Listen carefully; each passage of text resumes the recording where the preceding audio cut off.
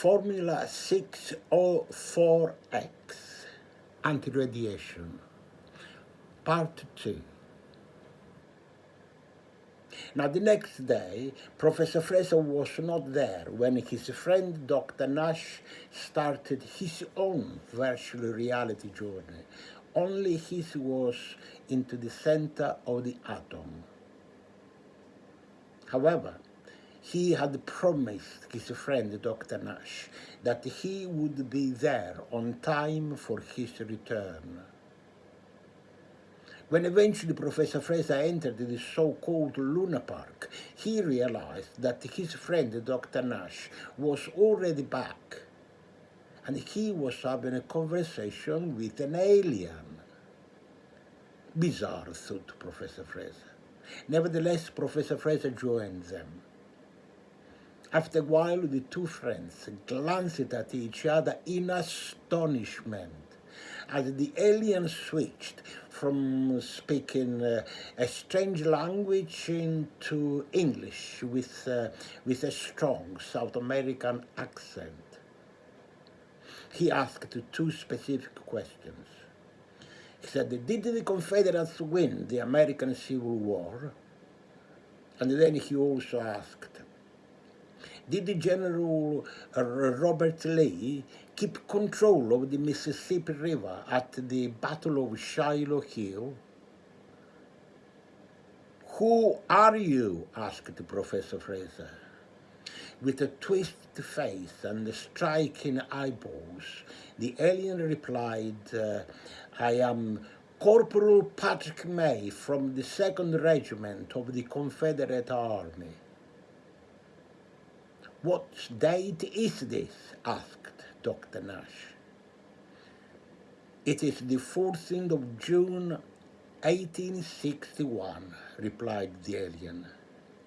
As he spoke these words, his face and also his eyes returned to normal. He gave the two friends a wide smile. He then turned around and walked away as though nothing had happened.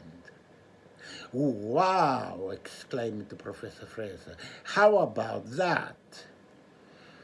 Dr. Nash said, look, Harry, I had so many wonderful things to tell you about my virtual reality journey into the center of the atom.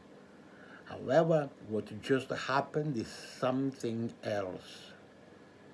Now we must hope and pray that the Capital Law has some explanation for this. Otherwise, our brains will probably explode. About an hour later, they found themselves explaining it all to Capitoloro in his quarters.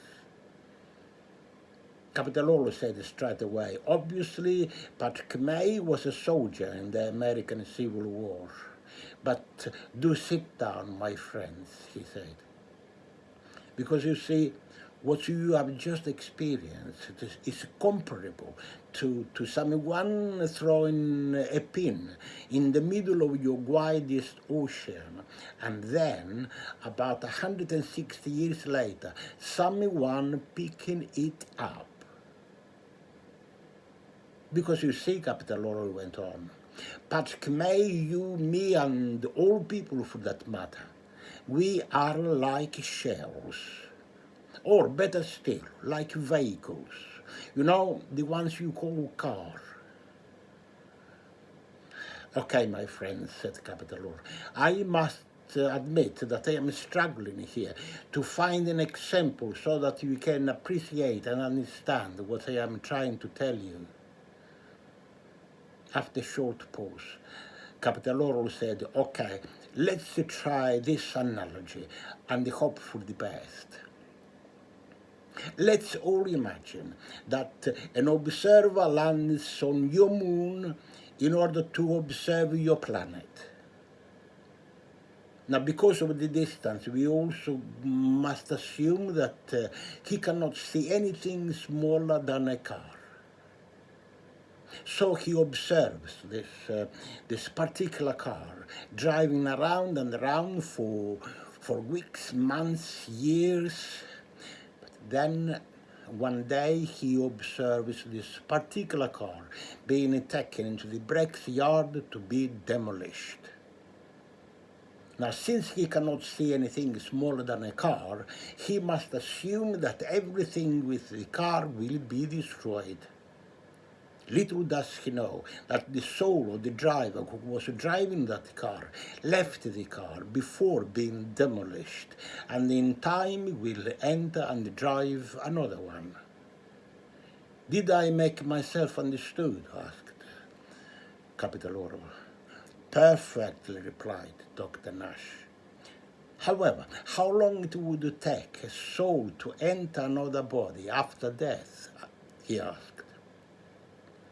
Well, doctor, replied Capitaloro, this could differ immensely. It could be soon after. However, it could also be after weeks, months, years, or even millennia. It could be in the same planet, provided that the ties between the soul and the planet were strong. However, it could also be in one of the billions of planets scattered across the universe. That is, if the ties between the soul and the planet were very quick, like in the case of Patrick May. What does determine where and when a soul enters another body? Asked Professor Fraser.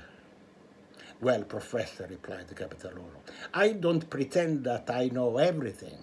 In fact, I doubt if anyone does, except, of course, Madol, or God for you Earth people. Have you ever met God? Asked Dr. Nash. No, doctor, replied Capitaloro. I have never met God. However, I once spoke to him. And since we got plenty of time on our hands, I am going to tell you the full story. It happened a very long time ago. I was about 12 years old. I was traveling with my father towards planet Ergon from one of its 5 moons. There were about 35 or 40 other people traveling with us. We were about halfway through the journey when the vessel was taken over by 5 space pirates. They made it clear straight away that they wanted all our possessions and they would kill anyone who stood on their way. There was an old lady sitting just behind me. She shouted at them and told them to go away. They killed her there and then, without mercy. My father, who was sitting next to me, was furious. He went to them and told them that they were a bunch of criminals and that soon enough they would be apprehended and brought to justice. One of them went to kill him, but the ringleader, the one responsible for the death of the old lady, stopped him.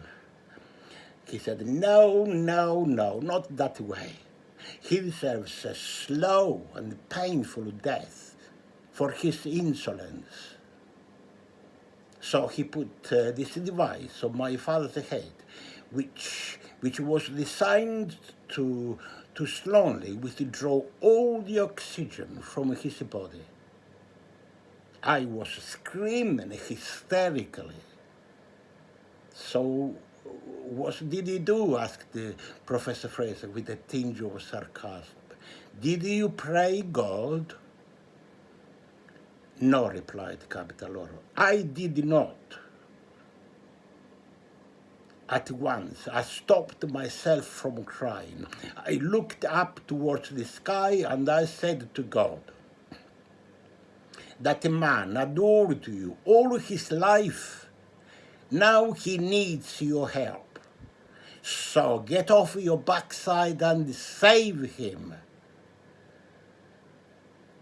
Immediately, I felt a shiver up and down my spine, and I began to sweat profusely. I was shocked when I heard the sound of the Space Police patrol. The 5 pilots fled, with the police in hot pursuit. When eventually a policeman came to take off the device from my father's head, he said that a few more minutes and it would have been too late for him. Later, the technician in charge of the flight stated that at the time of the pilot's attack, he checked his monitor and saw no vessels for the radius of tens of thousands of miles. Now, my friends, said Capitaloro, I would like to leave you to draw your own conclusions. How can God take care of the whole universe? Asked Dr. Nash. Well, doctor, replied Capitaloro, I don't think that he has got to, because the universe pretty much takes care of itself. Think of a watchmaker. After finishing work at this astronomical clock, he does not need to stay with the clock all the time for it to work. Instead, he has to intervene when something goes wrong with the clock. And now, my friends, said the Capitaloro, I would like to close this very interesting conversation on a high note. So I hereby announce that in exactly 5 months and 4 days, this spaceship will start a return journey. Destination Earth. The 2 friends left Capitaloro's quarter with a smile on their face. Professor Fraser said, I liked that man the first time I saw him. Dr. Nash replied, yes, Harry, for sure Capitaloro is a fantastic person. To be continued.